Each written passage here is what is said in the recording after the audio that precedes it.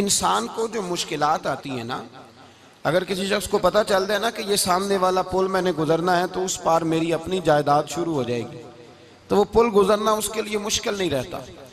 اگر کسی کو پتہ چل جائے کہ بس یہ 2 سڑکیں ہیں میں نے عبور کرنی ہے، پھر میرے لیے سفر آسان ہو جائے گا، تو وہ جھٹ پٹ گزر جاتا ہے، نہ دھوپ دیکھتا ہے، نہ تھکاوٹ دیکھتا ہے، نہ رش دیکھتا ہے، نہ گاڑیوں کی ریل پیل دیکھتا ہے، گزر جاتا ہے۔ اللہ کریم نے فرمایا بندہ مومن جان لے، اگر میں تجھے ایک مشکل دوں گا تو میں تجھے کتنی آسانیاں، چلے سارے بول دیں کتنی جی، کتنی اللہ تعالیٰ آسانیاں دے گا؟ 2 آسانیاں۔ ہم لوگ اچھا جب ہمارا ذہن بن جاتا ہے نا کمزوری کا، ہمارا جب مزاج بن جاتا ہے مایوسی کا، پھر معاملہ ذرا ہمارے لیے گمبھیر ہو جاتا ہے۔ اگر ہم یہ ذہن بنائے نا کہ مشکل میرے اللہ کی طرف سے آئی ہے تو وہ مجھے آسانی بھی ضرور عطا کرے گا، تو پھر اللہ ضرور ہی آسانیاں عطا فرماتا ہے۔ اور جو مشکلات زندگی میں آتی ہیں نا، حضرت مولا علی شیر خدا رضی اللہ تعالیٰ عنہ کا بڑا خوبصورت فرمان ہے۔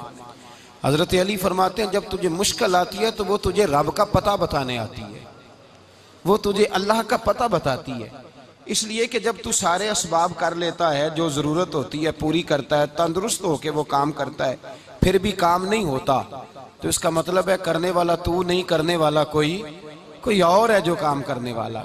تو بھائی مشکلات کے بعد جو اللہ آسانی دیتا ہے، حضرت ابراہیم کو آگ میں بھی پھینکا گیا، حضرت ابراہیم علیہ السلام کو ستایا بھی گیا، نکالا بھی گیا، لیکن جب ان مشکلات سے گزرے تو میرا رب فرماتا ہے وَإِذِ ابْتَلَىٰ إِبْرَاهِيمَ رَبُّهُ بِكَلِمَاتٍ فَأَتَمَّهُنَّ قَالَ إِنِّي جَاعِلُكَ لِلنَّاسِ إِمَامًا۔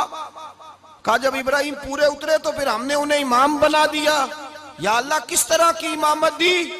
فرمایا میں نے اتنی اعلیٰ شان عطا کی ہے کہ اپنے لاڈلے رسول کو جناب ابراہیم کی نسل میں پیدا فرما دیا ہے، میں نے مصطفیٰ کو ان کی نسل میں پیدا کر دیا، قیامت تک کے لیے ان کا وقار بڑھا دیا۔ اللہم صلی علی محمد وعلی آل محمد کما صلیت علی ابراہیم وعلی آل ابراہیم، ان کی عظمت بڑھا دی، اس لیے کہ جب وہ آزمائش سے گزر کر کے آئے پھر جو آسانی دی۔ میرے نبی پاک صلی اللہ علیہ وسلم نے دین ابراہیمی کی بہت ساری چیزوں کو رکھا، کہا میں ملت ابراہیمی پہ ہوں۔ جب کوئی مشکلات کو عبور کر کے آتا ہے، جب کوئی تکلیفیں سہ کر کے آتا ہے، اس کے لیے جو اجر ہوتا ہے، اس کے لیے جو پھر اللہ کتنی ذرا بڑی توجہ کیجئے گا۔ لوگ سمجھتے ہیں فلاں آدمی مشکل میں ہے تو شاید مشکل میں ہی رہے گا، فلاں آزمائش میں ہے تو شاید میرا اللہ فرماتا ہے ایک مشکل دے کے میں 2 آسانیاں بھی دوں گا۔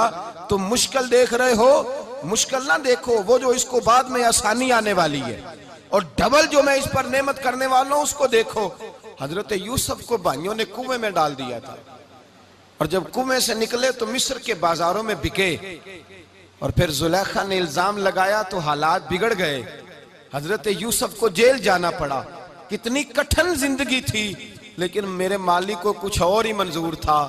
کنویں میں گرنے والے، بازار میں بکنے والے، جیل میں جانے والے، الزام لینے والے جناب یوسف کو رب کریم نے اسی مصر کا بادشاہ بنا دیا، اللہ پاک نے اسی مصر کا حکمران بنا دیا۔